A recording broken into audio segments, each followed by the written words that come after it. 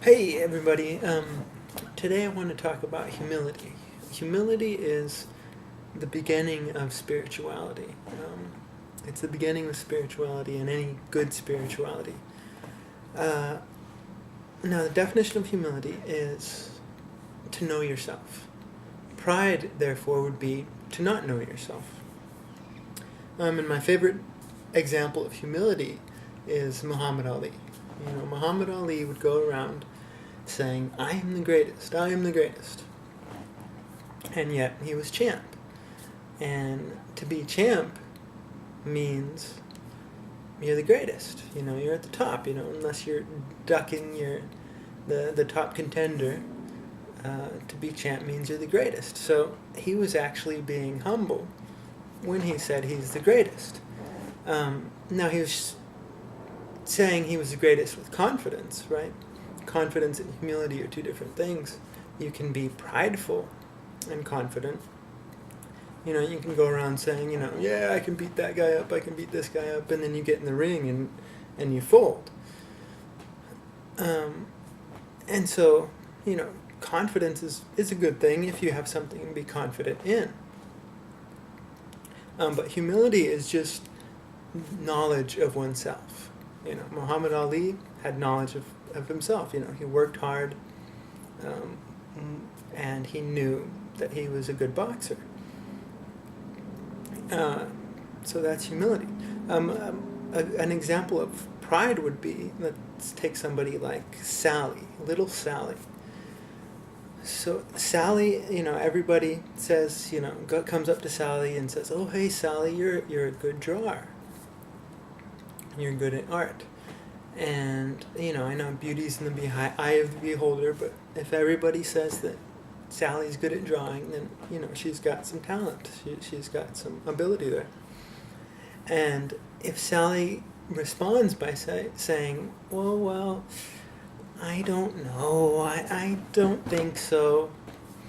And people will say, "Oh, Sally, you're being so modest, Good girl, Sally, being so modest." Well, if Sally actually doesn't believe that she has any talent at drawing and art, then she's being prideful. And you see, in our society, we have pride and humility almost switched. Meekness is not humility. And yet, most people, when they think of humility, they think of meekness. Meekness isn't even a virtue.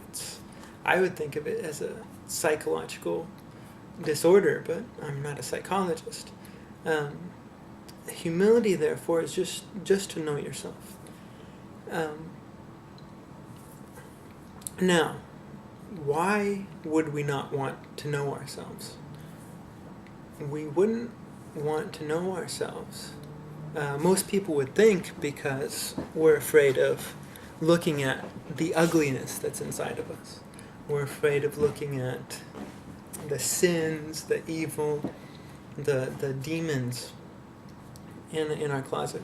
And that's true, but I would say that the biggest reason we don't want to look inside of ourselves, the biggest reason is we're actually afraid of the beauty that's inside of us, not the ugliness. And so, for a lot of people you're probably thinking, why? That sounds dumb. Why would we be afraid of our beauty? Well, let's go back to Sally. She's good at art. And that's her beauty. But that means that she's got to sit down and practice that art. Muhammad Ali, he was good with reflexes. He was good in the gym. He was good, and yet he had to develop his talent. You see, beauty challenges you, and for a lot of people, they don't want to take up the challenge. They like the comfortable hell that they live in, and they don't want to get out of this comfortable misery. But beauty will challenge you. It'll challenge you to become better. You have to exert energy in order to pursue it.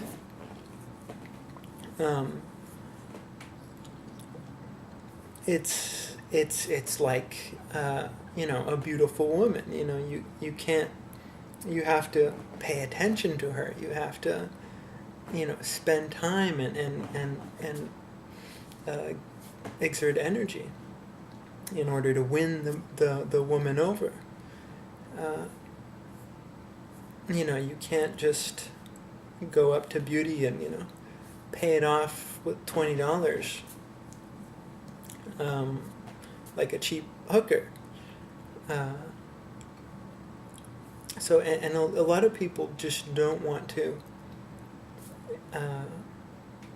They just don't want to live a more healthy life. And then obviously, yes, we are also afraid of looking at the ugliness that's inside of us. That's obvious. But we shouldn't be. We shouldn't be, because if you look at the ugliness inside of you, you'll be able to identify the unhealthy parts of your life.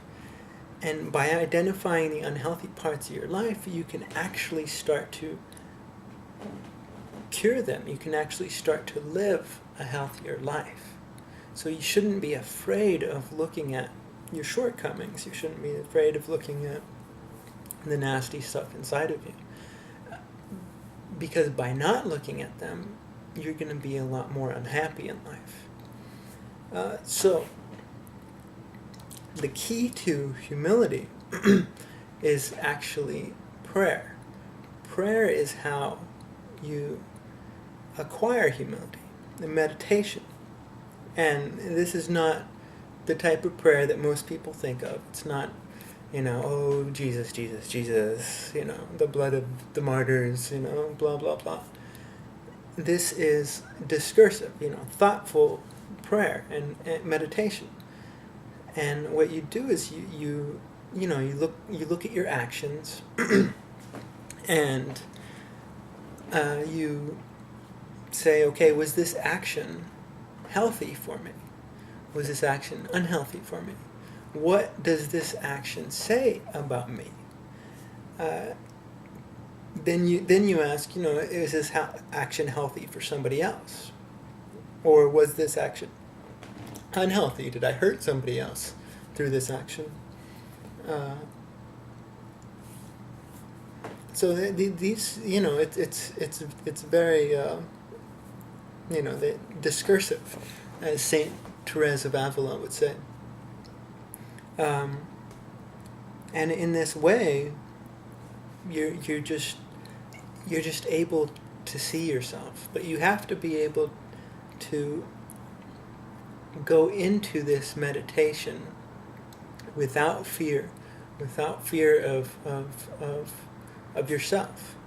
You have to go into the meditation willing to be able to see the good parts of yourself, willing to be able to see the shortcomings in yourself, and not be riddled with fear or guilt.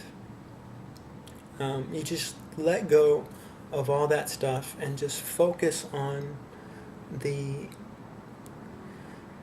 better life that you can lead, the more peace in your soul, more joy,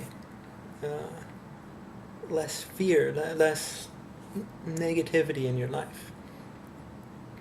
And that is humility.